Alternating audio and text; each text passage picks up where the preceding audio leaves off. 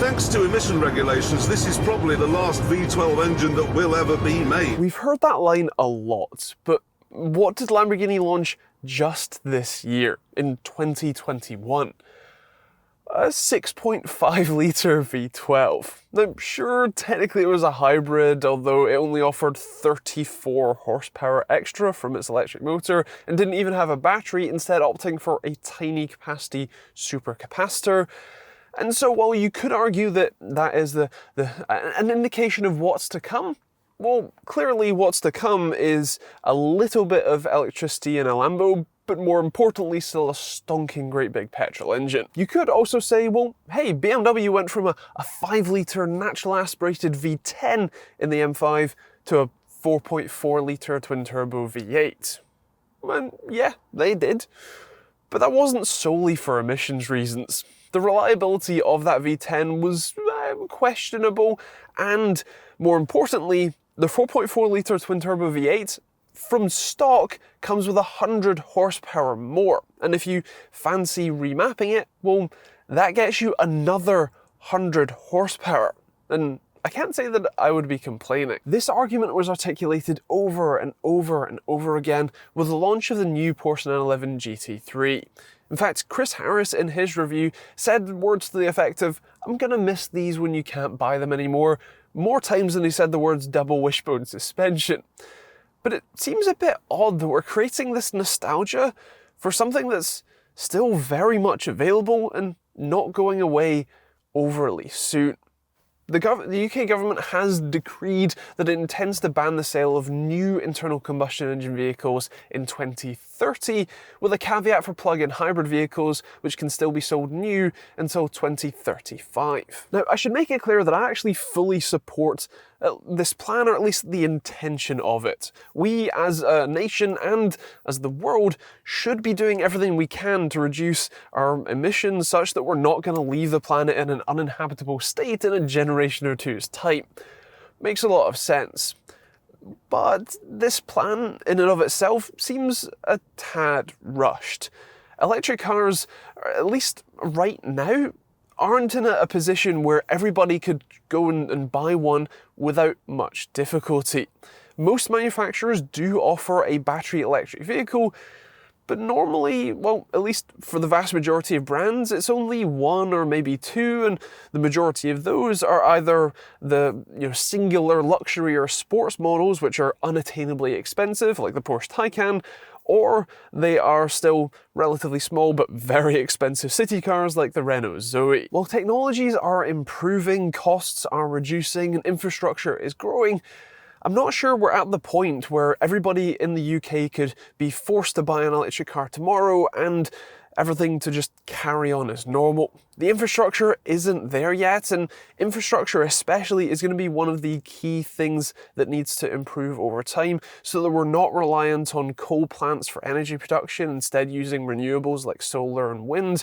We also need grid-scale battery storage to help even out demand, and then there's the cars themselves, which again aren't quite in a position where everybody can go and buy one. I know that I can't afford one, it's why I bought a 2013 Petrol V6, because this is much more attainable and affordable for me than buying a brand new Tesla Model 3. Now, I fully expect some pushback on the decision to ban internal combustion engine cars by 2030, especially when we get closer to that ban coming into effect.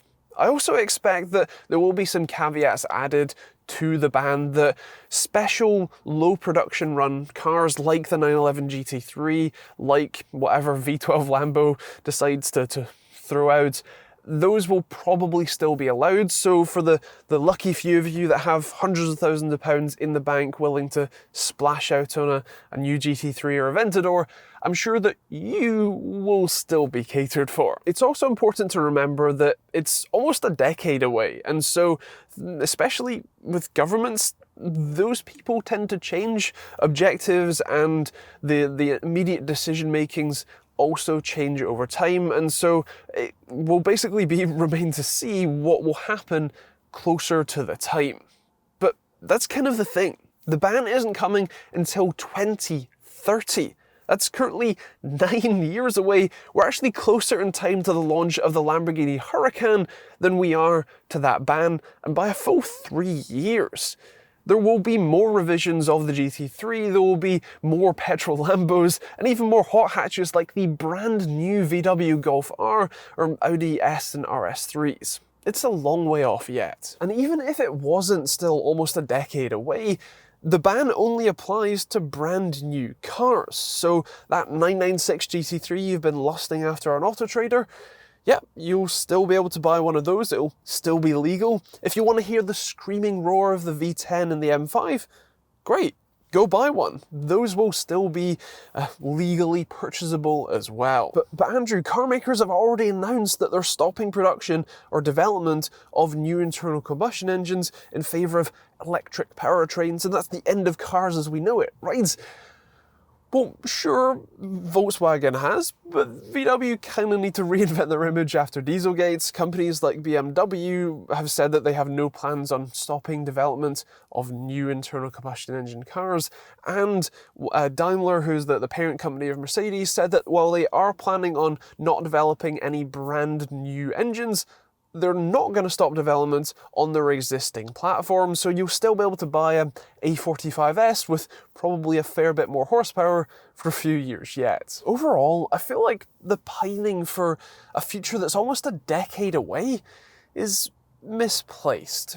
Yes, when internal combustion engine cars are no longer commonplace, I will miss the sound of a roaring V8 or a screaming V12 or even the DSG farts on my V6.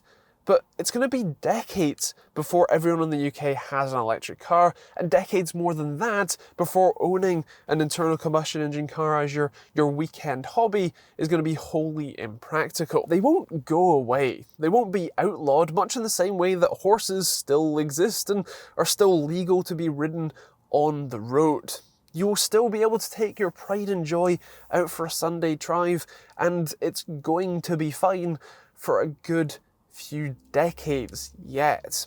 It's just something more practical is coming, and eventually we will all be using electric cars, but for the few of us that care, you're still going to be able to own and drive our prized possessions.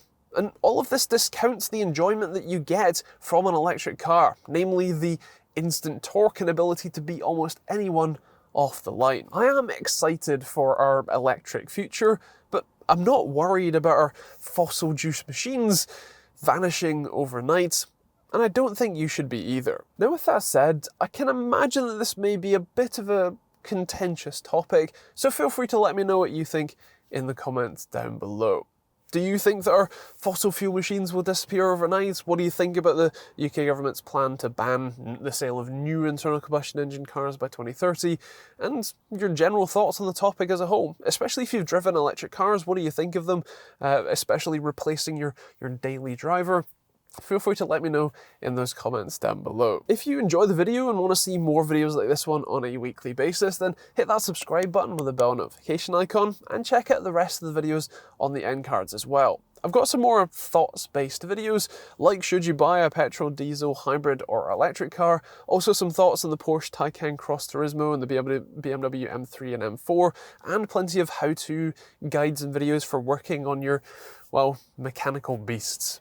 Otherwise, that is pretty much it from me. I hope you enjoyed the video, and I will see you all in the next one.